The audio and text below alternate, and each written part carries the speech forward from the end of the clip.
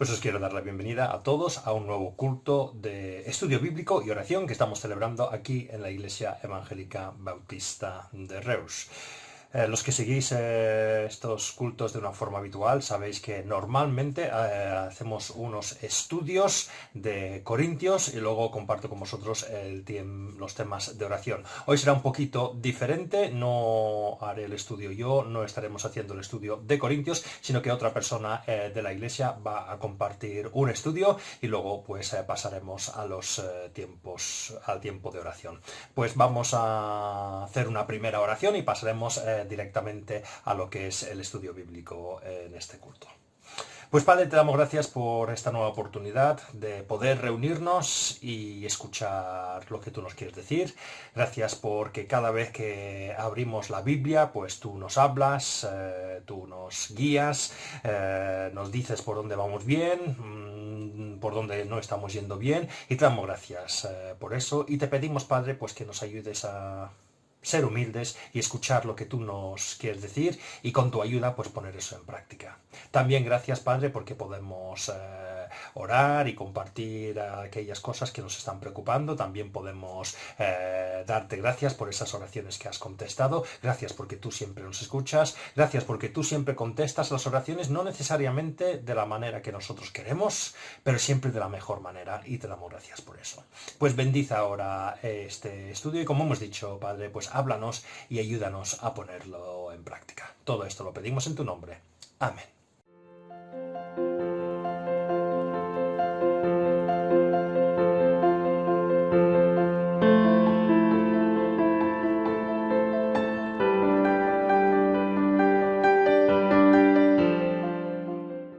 Venga, pues vamos adelante, ¿de acuerdo? Eh, Compartir con vosotros un pequeño pensamiento en esta tarde, aprovechando que estamos juntos, ¿no? Que nos invite también, pues, a orar, ¿verdad? Quería hablar sobre algunos aspectos de la oración, sencillos, sobre los que en un momento determinado quizá no pude profundizar lo suficientemente en la escuela dominical, y aprovecho este momento para compartir con vosotros. Eh, A veces hablamos, los creyentes, a veces no mucho, del poder de la oración. De hecho, este es un tema bíblico por excelencia, el poder de la oración. La oración tiene mucho poder. Es un mensaje que, bueno, cuando nosotros lo recibimos, aunque sea una frase corta, ¿no? Una expresión cortita, nos hace pensar en que la oración puede hacer que pasen cosas o que no pasen cosas. Y a veces casi que nos quedamos solo con eso. ¿Mm? A ver qué pasa, ¿no? O que no pase, que no pase. Y ya está. Pero la oración es muchas más cosas, y en esta noche comentar pues simplemente tres aspectos fundamentales de la oración en cuanto al poder de la oración, la magia, por así decirlo, que tiene la oración. Porque la oración, no desde un punto de vista supersticioso, tiene algo mágico, tiene algo hermoso y misterioso, pero real. Y los creyentes lo sabemos.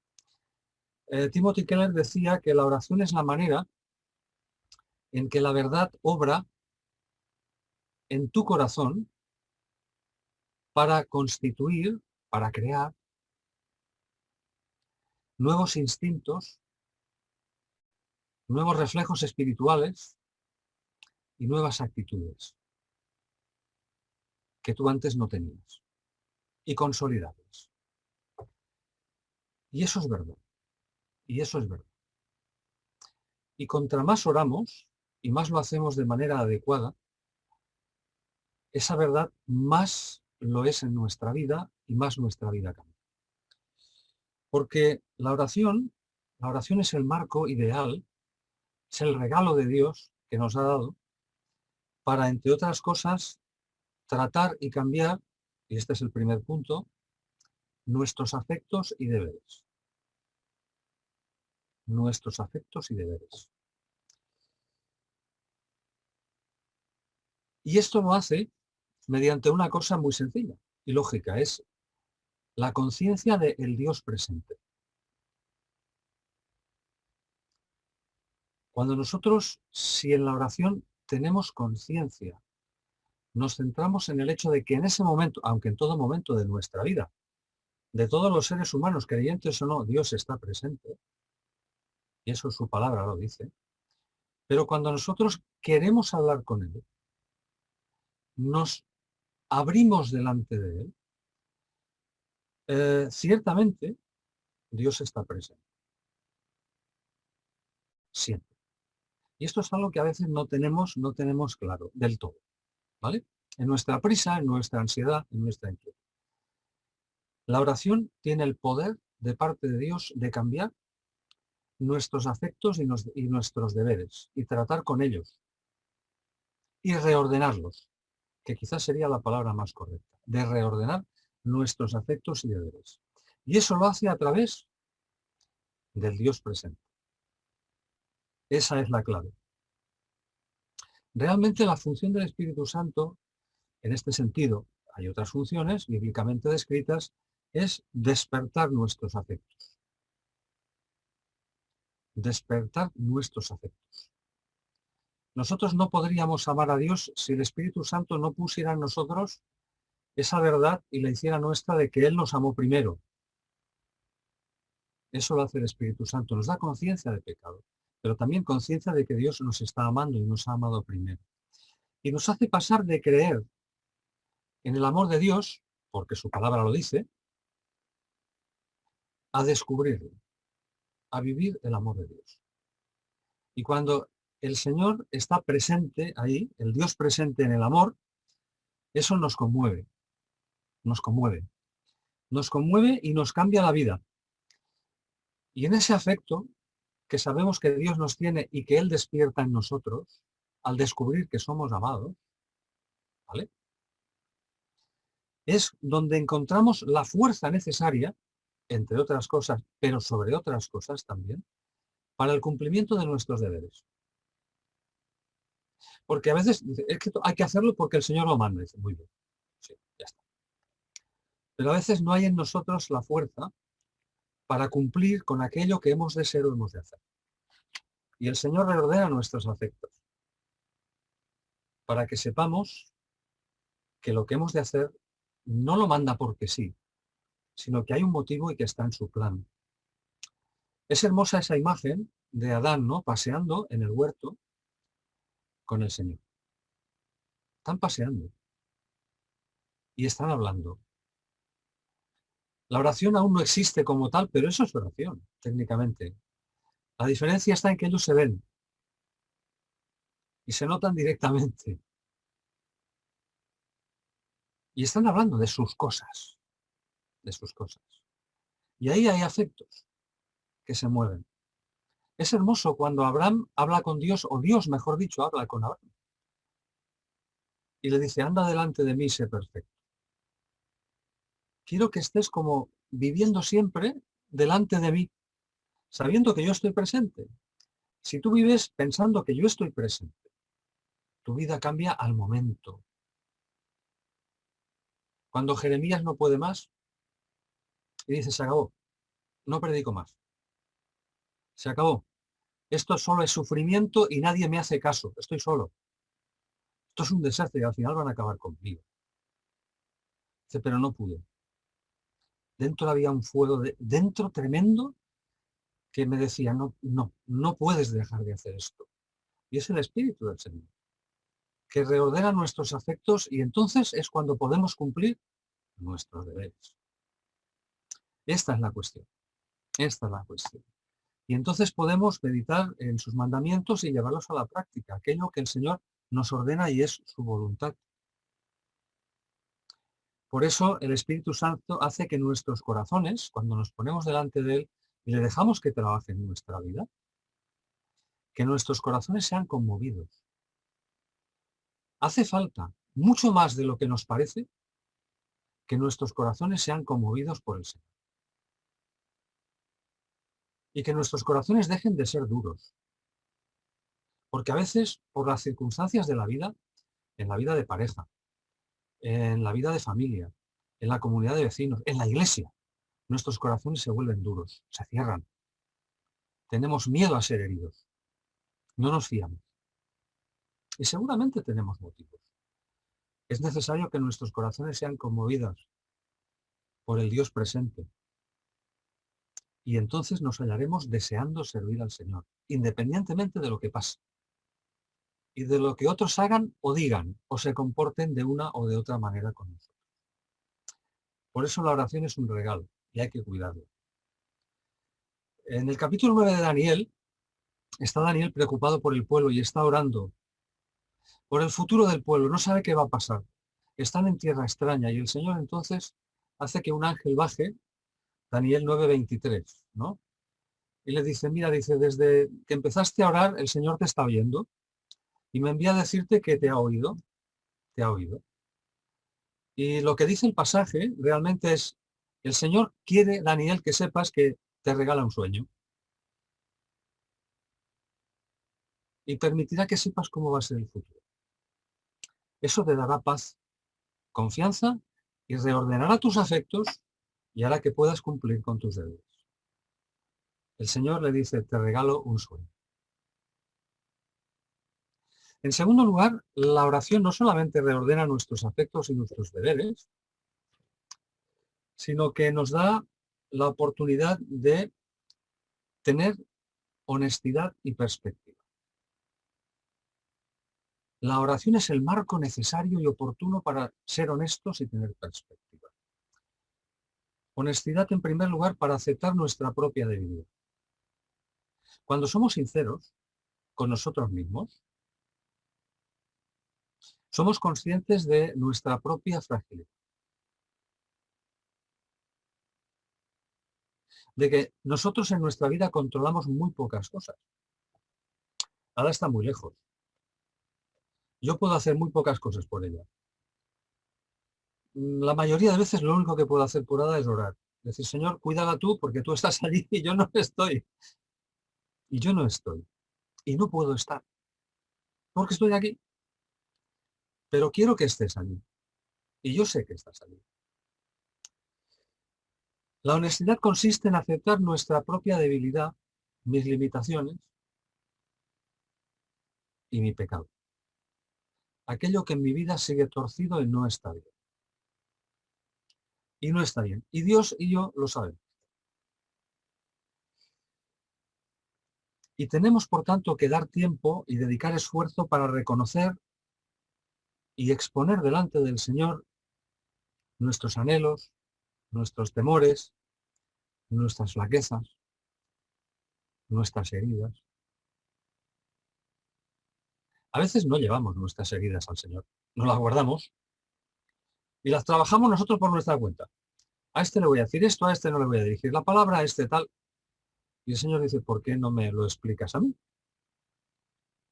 Y yo te diré qué respuestas de dar, cómo las de dar y en qué casos la respuesta la voy a dar, que no te toca a ti. Quizá tendríamos más paz. Dar tiempo y esfuerzo para reconocer y exponer esas cosas, también nuestros errores y nuestros pecados. Y pedir perdón. Para identificar y descubrir en nuestra vida, porque cuando reconocemos, es difícil reconocer. Es difícil reconocer. Uno de los primeros pecados es ese. Señor, la mujer, ella, que tú me diste, es un desastre y me ha llevado a un mal camino. Pues que al Señor no lo vamos a engañar. Y con nosotros seguirá la desgracia. Hace muy pocos días Pablo nos comentaba sobre ese texto de David que dice que mientras callé se pudrieron mis huesos. Mientras yo no reconozco, no pongo en mi corazón y en mi boca, Señor, esto lo estoy haciendo mal. Señor, cámbiame. Señor, ayúdame. Señor, te necesito. Las cosas no van a cambiar. La oración es el espacio natural a nivel espiritual que Dios nos da para poner encima de la mesa nuestra honestidad y tener perspectiva. Poner ahí, identificar y descubrir, que será la consecuencia primera,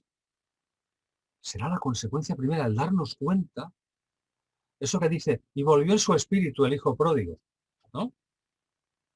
Pues realmente la oración Es el espacio para volver en sí y descubrir posturas, actitudes, perspectivas,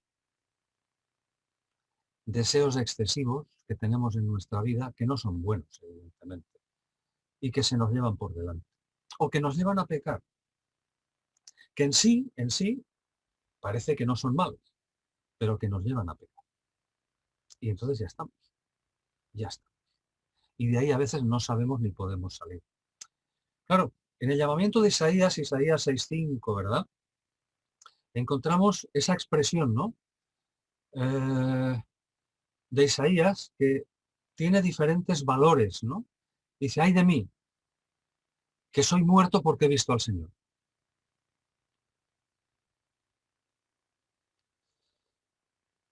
Cuando nos ponemos delante del Señor y recuperamos la honestidad perdida, recuperamos la perspectiva. Y en nuestra vida a todos nos hace falta tener perspectiva, porque a veces la perdemos, la perdemos.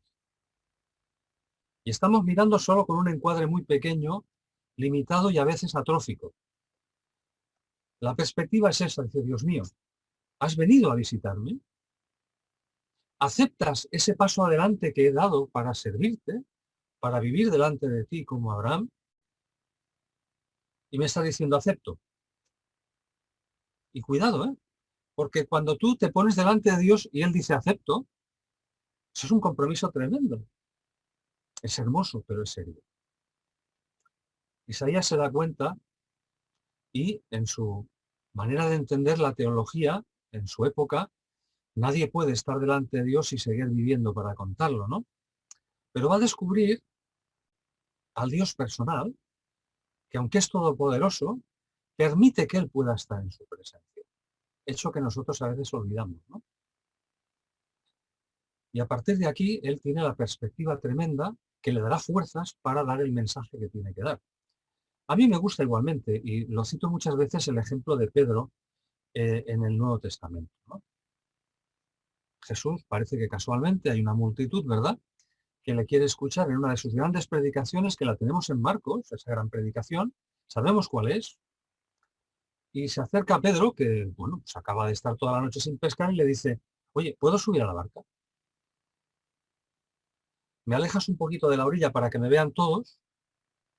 Y yo predico. Bueno, y Pedro está allí, pues manejando la barca para que no se mueva mucho. Y parece que su trabajo es ese, ¿verdad? Que Jesús con quien está hablando es con todos los demás que están en la orilla, una gran multitud que deben escuchar y necesita escuchar. Pero luego Pedro sabrá, y conocemos por el pasaje, que el Señor le había venido a buscar. Y cuando le dice, echa la red a esta parte de la barca, dice, Señor, si he estado toda la noche aquí pescando, ¿verdad? Y no ha habido manera, ¿no? Estoy agotado. Y yo sé de lo que estoy hablando, ¿eh? Y yo sé de lo que estoy hablando. Que yo de otras cosas en la vida no sabré, pero de pescar desde pequeñito, ¿eh? El Señor le dice, echa la red ahí donde yo te digo y observa a ver qué pasa. Y entonces pesca muchísimo. Y cuando sucede eso, Pedro tiene una expresión que es la misma que Isaías. Dice, apártate de mí, Señor, porque soy un hombre pecador. Y entonces Pedro toma perspectiva real de quién es Dios y quién es Él. ¿Quién es el Dios en el que decimos que creemos? ¿Y quién y cómo somos nosotros? Y tenemos entonces conciencia de realidad. Nos haría falta muchas veces en nuestra vida, como hijos de Dios, tener conciencia de quién es nuestro Padre. Cómo nos vino a buscar y cómo nos trata. A veces no tenemos conciencia de eso. Y por eso pecamos.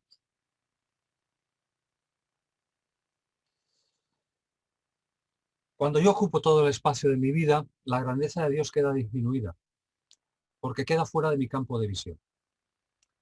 Cuando yo levanto los ojos y miro al Señor en la oración, me doy cuenta de la grandeza del Dios en el cual hemos creído y ha querido ser y es por su voluntad nuestro Padre. Y es entonces cuando podemos cambiar. Es entonces cuando podemos aprender. Es entonces cuando podemos conocer cosas. entender versículos de la Biblia que sabemos de memoria pero que no son nuestros. No son nuestros porque nunca los hemos vivido. Ojalá algunos no tuviéramos que vivirlos, de versículos, ojalá. Es entonces el momento de sorprenderse y decir, ¡ay! Nunca me di cuenta de esto. Y nuestros prejuicios se caen como un castillo de naipes.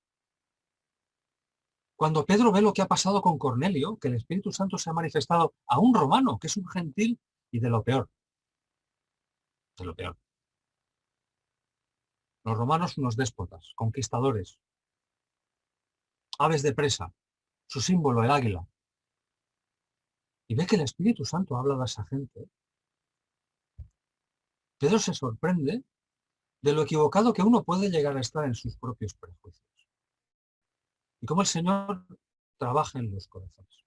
Porque muchas veces nosotros, como hemos dicho tantas veces, pensamos que no hay nada imposible para Dios. Ni siquiera que una virgen se quede embarazada y dé a luz un hijo, que es el Mesías. No hay nada imposible para Dios. Pero cambiar al vecino de al lado o a este hermano en la iglesia, eso es imposible. Porque ese hermano no tiene remedio. Y finalmente crecer. Esto nos permite crecer. Y en tercer lugar, y para acabar, tiene que ver, la oración es el marco ideal, por eso es mágica, en ese sentido no supersticioso de la expresión, en el sentido de que es maravillosa, o lo puede ser, porque nos habla de un tema muy importante, de la entrega y la lealtad. De la entrega y la lealtad. Nosotros utilizamos la oración para obtención de cosas, en vez de para entregarnos al Señor. Pero en la oración se demuestra nuestra lealtad. ¿A quién servimos? Si servimos a nosotros mismos, si servimos al dinero, a nuestra familia, a nuestros miedos, o a quién servimos. La oración, nuestras oraciones, si hiciéramos un fórum de nuestras oraciones, como si fuera una película, se proyectaran, algunas nos darían vergüenza, pública. Muchas de mis oraciones, si se proyectaran públicamente, quizá en el cielo se haga, me va a dar vergüenza delante de vosotros, algunas de mis oraciones, ¿vale? Pero no habrá vuelta atrás. Y ahí estará todo publicado. Nos avergonzaríamos. Porque veríamos realmente dónde están nuestras lealtades. Lo que hay en nuestro corazón. Y la oración nos permite, si queremos ser sinceros y honestos, saber a quién somos leales. Y descubriríamos si Él es leal a mí, que lo es, o yo lo soy a Él. Y veríamos que no tanto. O casi nunca, o muy poco. En Santiago capítulo 4, versículo 3, dice algo que conocéis muy bien. Dice, pedís y no recibís porque pedís mal. Y dice en una traducción moderna porque pedís para gastar. Los niños muchas veces pues van a ver al abuelo o a la abuela no por cariño, sino para pedirle dinero. Eso es muy triste, yo lo he visto muchas veces. Abuelo, ¿me vas a dar algo? Me quiero ir a comprar no sé qué. Y nosotros, como los críos egoístas, pedimos para gastar. Pedimos para obtener, sería la palabra concreta. Es cierto, orar es una manera y un camino importante para obtener muchas cosas que deseamos mucho. Y subrayo el mucho. Pero eso tiene que ver con el egoísmo y a veces con la codicia, el querer tener más, sin más. La codicia es un pecado terrible.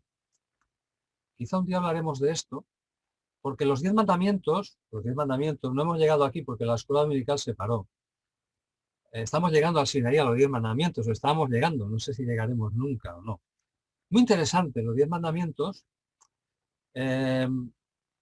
todos hablan de cosas, ¿no? No hacer esto, no hacer aquello, dejar de hacer lo otro, hay que hacer... Pero el último habla de algo que no tiene que ver con lo que hacemos o dejamos de hacer. Y con eso tenían un problema los escribas y fariseos en una conversación que tuvieron con Jesús. El último mandamiento es un mandamiento que está puesto ahí, pataplam, como una flecha, que dice, no codiciarás lo que no tienes. Porque el problema no es querer lo que no tienes. Eso no es malo o bueno en sí mismo.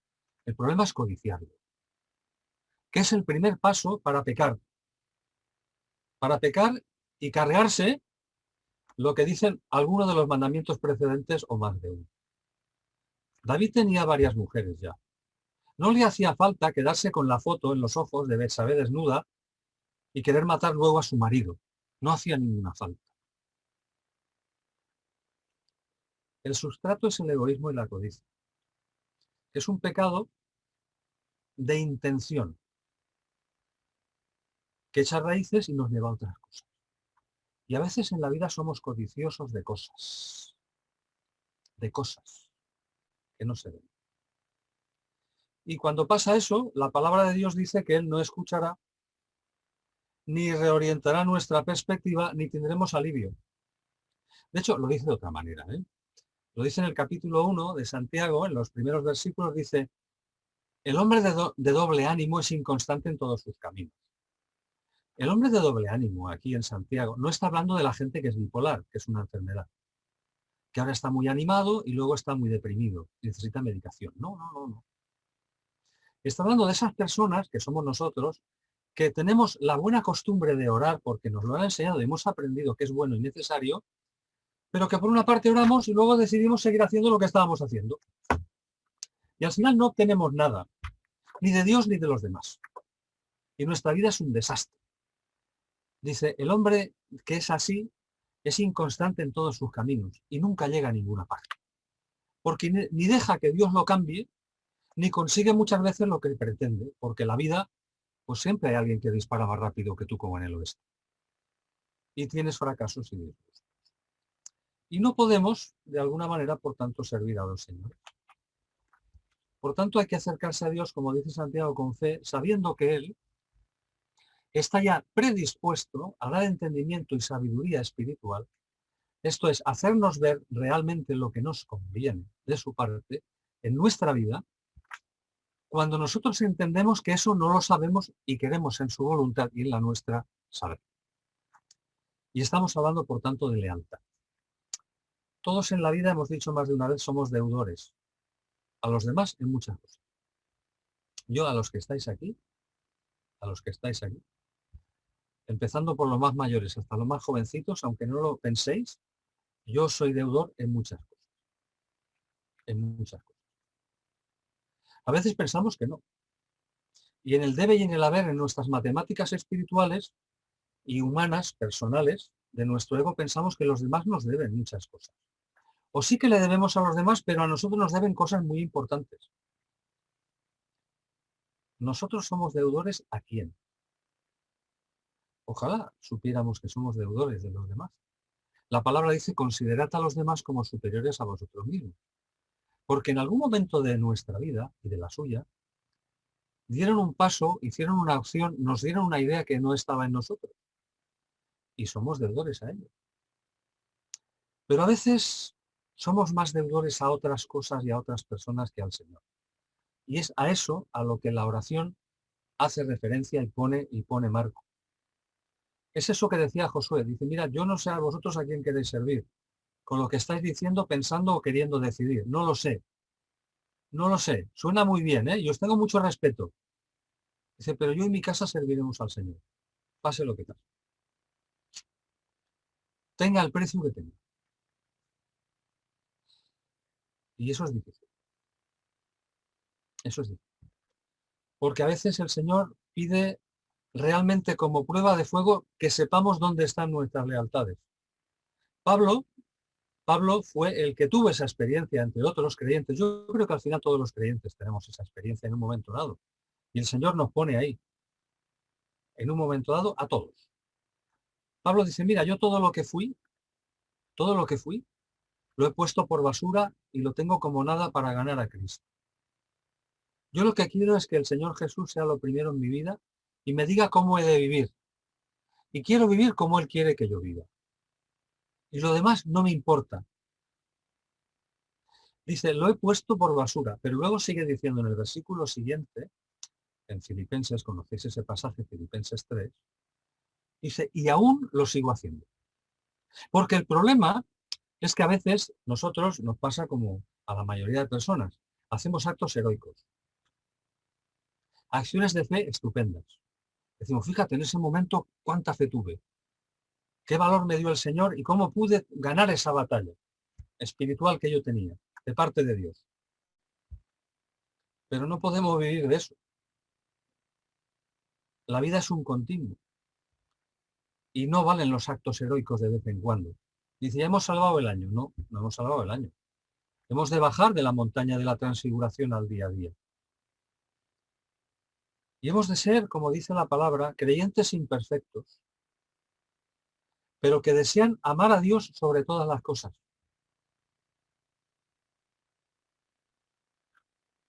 Y al prójimo como a ti mismo. Pero ese ha de ser un deseo de los creyentes. Lo ha de ser, aunque sea difícil, pero lo ha de ser. Tomar la decisión de que el Señor sea mi Señor. Que el Señor sea mi Señor. Y esa, ya la tome un día esa decisión, sí, perdón. Pero quizás la hemos de tomar cada día. Porque a veces se nos quedó atrás. En la última heroicidad que de parte del Señor vimos en nuestra vida como regalo. Por tanto, al Señor, más que pedirle, quizás hay que preguntarle cosas. Señor, ¿qué quieres que yo haga? Es una de las grandes preguntas. Señor, ¿qué quieres que yo haga? El objetivo es hacer su voluntad. El Señor Jesús dio una respuesta trampa a la oración. Dice, cuando vosotros pedís, le dijo a los discípulos, algo, lo que sea, según su voluntad, siempre os lo va a dar. Claro, la cosa es esta, Señor. Quiero hacer tu voluntad en este tema. Quiero hacerla. ¿Qué quieres que yo haga? Y el Señor nos va a contestar siempre. Y va a ser una respuesta infalible. No va a haber error ahí en eso, porque es una pregunta bien hecha. Y entonces descubriremos eso que dice el Salmo 73, 25. ¿A quién tengo en los cielos sino a Dios? Y en la tierra, ¿hay algo que yo desee más? Este es un versículo muy difícil, que debería estar en el corazón de todos los creyentes. Es decir, si yo tengo al Señor, aunque no tenga nada más, lo tengo todo. El salmista también decía, mi herencia es hermosa. La herencia que me ha tocado en esta vida es hermosa, que me ha tocado lo mejor. Mi herencia es el Señor. Y por eso tengo lo mejor en esta vida. Pues que el Señor nos bendiga para que la oración sea el ejercicio y el marco para reordenar un poco estas tres cosas. Amén.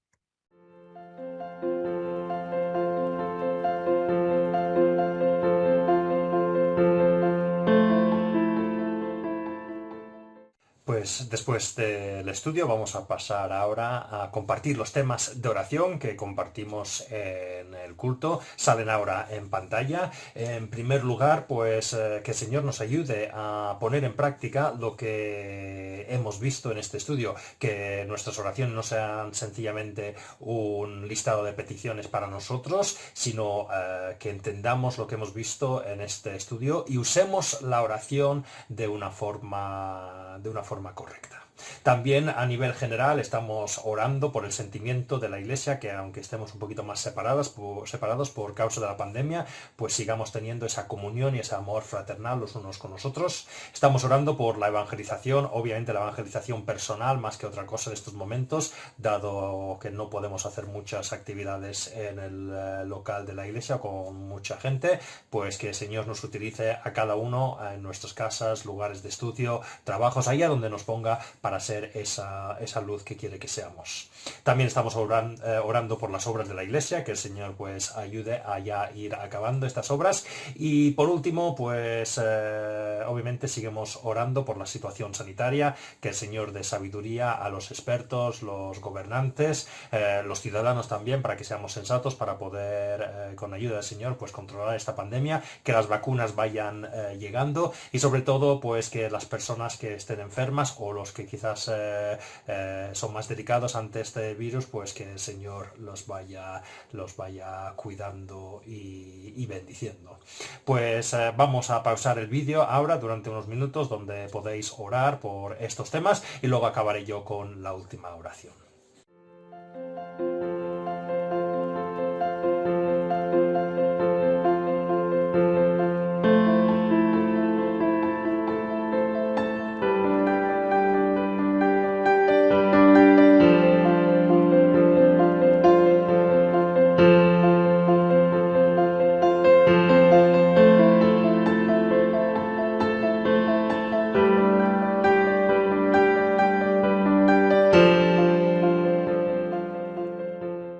Pues vamos a acabar ahora con una última oración y os invitamos a que también os reunís nuevamente con nosotros. El viernes que viene también tendremos el culto de oración y lo colgaremos en nuestro canal de YouTube durante el fin de semana. Pues voy a acabar con una última oración.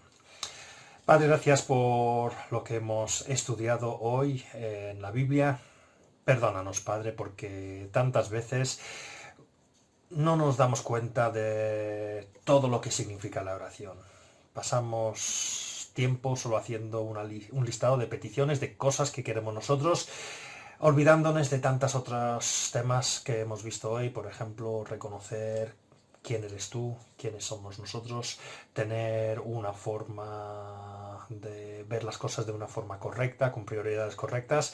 Es verdad, Padre, que cuando miramos nuestra vida de oración es muy pobre para lo que puede ser la oración. Y te pedimos, Padre, pues que pongamos en práctica lo que hemos aprendido en este estudio y que vayamos no solamente usando la oración para pedirte cosas, sino para que nos vaya cambiando nuestros valores, nuestra visión, nuestra forma de ver las cosas. Gracias, Padre, por las oraciones que has ido contestando en las últimas semanas. Gracias porque nos podemos acercar a ti con estas peticiones. Podemos cada una de estas peticiones en tu mano, las generales, las más personales, Señor. Tú sabes todas las situaciones, todas las dificultades, todas las necesidades que tenemos cada uno. Pues ponemos todo en tus manos con la confianza y seguridad, Padre, que tú siempre contestas según tu voluntad, que siempre es la mejor voluntad. Pues con esa confianza y esa paz lo ponemos todo en tus manos. Todo esto lo pedimos en tu nombre. Amén.